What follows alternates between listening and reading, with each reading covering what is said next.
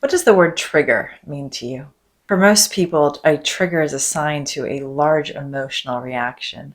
And in reality, neurobiologically, when we're triggered, it's a sign that our mind and our body are letting us know that something's wrong. And that letting us know something wrong, that triggered experience can show up in a whole host of ways, and emotional reactivity is only one. In fact, when we're triggered, it's a sign that we're outside of our resiliency zone. So, our resiliency zone is our homeostatic space. It's where our nervous system feels balanced and strong and good.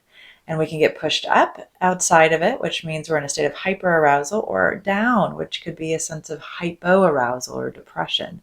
If you've ever cycled between anxiety and depression, well, this is what you're cycling around, your resiliency zone.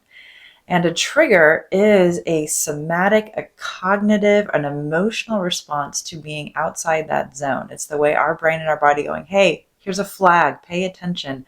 We need to rebalance. So signs of being triggered are really important to be aware of.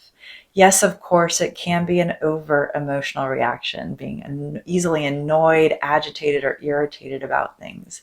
It can also be a feeling of being really overwhelmed. And when we're in that hypoaroused state, when we're down below our zone, being triggered can look or feel like dissociation, feeling disconnected from reality, a sudden onset of exhaustion or fatigue, even brain fog.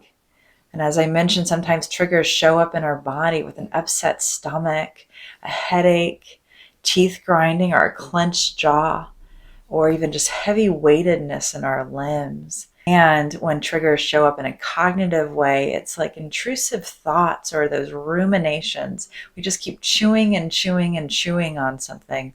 Or if it's an intrusive thought, we just keep focusing on it. It keeps coming into our mind, whether we want it to or not. Remember, these are all signs that our mind and our body have experienced something distressing or disturbing that is either linked immediately to the present moment, could have happened a couple hours before, or that something happened that is bringing up some experiences from way back there in our past.